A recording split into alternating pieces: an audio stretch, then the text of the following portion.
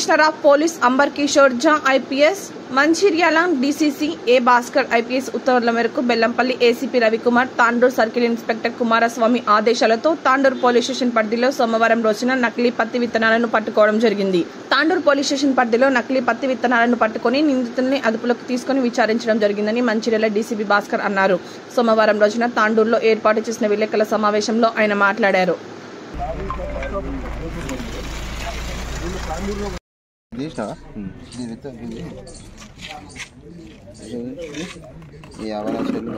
ఈరోజు DCM నుంచి Tata AC కారులోకి తర్జుమా చేస్తూ అచిలాపూర్ గోపాల్ నగర్ మధ్యలో ఉన్న సన్యాసి మఠం వద్ద పట్టుకున్న పత్తి విత్తనాలు మొత్తము 11 బ్యాగులలో ఉన్నాయి. అందులో ప్యాకెట్స్ 550 ప్యాకెట్స్, మొత్తము వెయిట్ 247 కిలోలు, కాస్ట్ 6,17,500. దీనిలో భాగంగానే ఈ DCMను అండ్ టాటా కార్ని కూడా సీజ్ చేయడం జరిగింది. 8 మంది నిందితులను ఈరోజు అరెస్ట్ చేసి కోర్టులో ప్రొడ్యూస్ చేస్తున్నాము.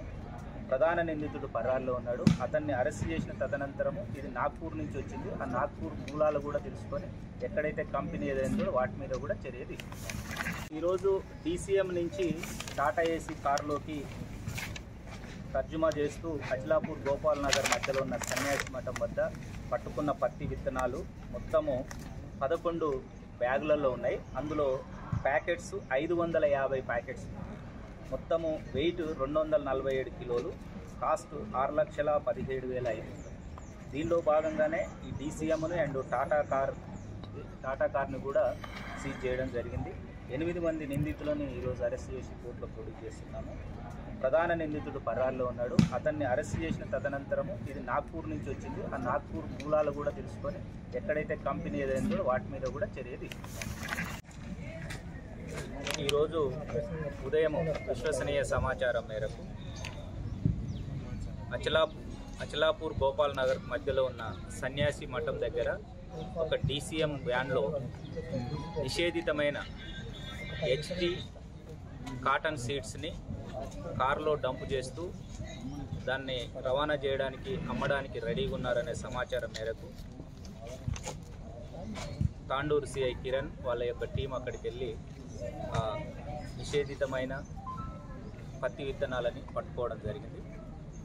దీంట్లో ముఖ్యంగా DCM వ్యాన్ డ్రైవరు శక్యం Sandeep and Gadipalli Satyanarayana and Tata AC car driver okay Sai Kiran Kumar, వీళ్ళతో పాటు ఇక్కడ కొనడానికి వచ్చిన మైదం నారాయణ, కొట్లపల్లి రమేష్, కుంచె వెంకటేషు, కోడిపల్లి సత్యం, ఉప్పాల తిరుపతి, వీళ్ళని అరెస్ట్ చేయడం జరిగింది. ముఖ్యంగా రైతులకు విజ్ఞప్తి, ఈ HT కాటన్ అంటే హెర్బిసైడ్ టాలరేటెడ్ కాటన్ అని అంటారు. ఇవి భారత ప్రభుత్వము ఓన్లీ బోల్గార్డ్ 2 వరకు మాత్రమే పర్మిషన్ ఇచ్చింది. BG3 తర్వాత నాటిని ప్రభుత్వము పర్మిషన్ ఇవ్వలేదు. దానివల్ల రైతులు ఆర్థికంగా నష్టపోవడంతో పాటు పర్యావరణ పరంగా నష్టపోతాం, పంటల వైవిధ్యం కూడా దెబ్బతింటుంది. ముఖ్యంగా AO గారు ఇక్కడనే అగ్రికల్చర్ ఆఫీసర్స్ కూడా ఉన్నారు.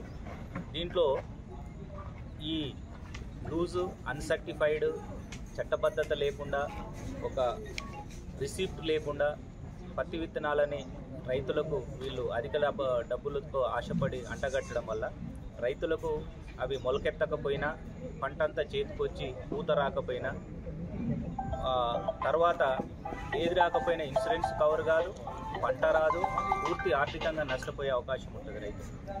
రెండవ సైడు ఇది ఇతర మొక్కలపైన పత్తి చేను ఉంటే ఆ పత్తి చేను, ఆ ఊరిలో ఉన్న పత్తి చేనుతో పాటు పక్కన ఉన్న వరి పొలాలు కానివ్వండి, కంది చేను కానివ్వండి, ఇతరత్ర కూరగాయలు కానివ్వండి, వాటన్నిటిపైన తీవ్రమైన ప్రభావం చూపిస్తుంది. సో పర్యావరణము దెబ్బతింటుంది. మూడో పాయింట్ మానవుల ఆరోగ్యంపై కూడా, ఎందుకంటే ఈ BG3 అబోవ్ అంటే ఇది BG5 అని కొట్టినారు, యాక్చువల్గా BG3 వచ్చింది. దీంట్లో పశువులు తినడం వల్ల వాటి నుంచి మనము పాల పదార్థాలు తీసుకోవడము, ఎందుకంటే ఇవన్నీ జీన్ మాడిఫైడ్, చట్టబద్ధత లేదు, శాస్త్రవేత్తలు అప్రూవ్ చేయలేరు.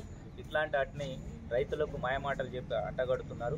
వీళ్ళు చేసేది రైతులను ఆర్థికంగా నష్టపరచడమే కాకుండా పర్యావరణాన్ని కూడా చాలా ఇబ్బంది పడుతున్నారు. కాబట్టి చాలా సీరియస్గా తీసుకోవడం జరిగింది. తెలంగాణ రాష్ట్ర ప్రభుత్వం కూడా చాలా సీరియస్గా తీసుకొని ఈ సీడ్ ప్రొటెక్షన్ యాక్ట్ కింద పీడీ యాక్ట్లో పెట్టడానికి కూడా పర్మిషన్ ఇవ్వడం జరిగింది. ఎట్లయితే రౌడీలు, గూండాలు, సండ వ్యతిరేక శక్తులు, యాంటీ సోషల్ ఎలిమెంట్స్ ఎట్లయితే ఉంటారో వాళ్ళతో సమానంగా ఈ నకిలీ విత్తనాలని సరఫరా చేసేవాళ్ళు, నకిలీ విత్తనాలు కొనేవాళ్ళు, ఈ నిషేధిత విత్తనాలను చేసే వాళ్ళకు కూడా సేమ్ పీడీ యాక్ట్ కింద వీళ్ళని పీడీ యాక్ట్ కింద అరెస్ట్ చేసి పంపడానికి పవర్స్ ఇవ్వడం జరిగింది. కాబట్టి ఈ కేసులో ముఖ్య నిందితుడు మనోహర్ రెడ్డి అనే ఇతను జైపూర్కి సంబంధించిన ఇష్టాపూర్ వాసి. ఇతని మీద గతంలో కూడా కేసులు ఉన్నాయి. అతను పరారులో ఉన్నాడు.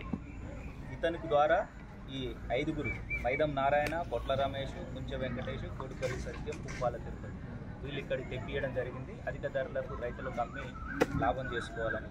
వీళ్ళు ఏంటంటే DCMలో మహారాష్ట్ర వెళ్ళినప్పుడు మధ్యప్రదేశ్ నుంచి మహారాష్ట్ర వచ్చి అక్కడ ఉల్లిగడ్డలు, ఇతరత్ర కూరగాయలు, సామాన్ల నెపంతో అందులో కొన్ని ఈ బస్తాలను వేసి పంపించడం జరిగింది మోసపూరితంగా 11 బ్యాగ్స్ని.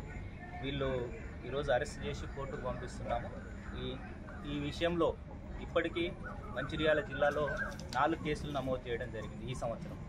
ముఖ్యంగా ఈ ఎవరైతే నిషేధిత పత్తి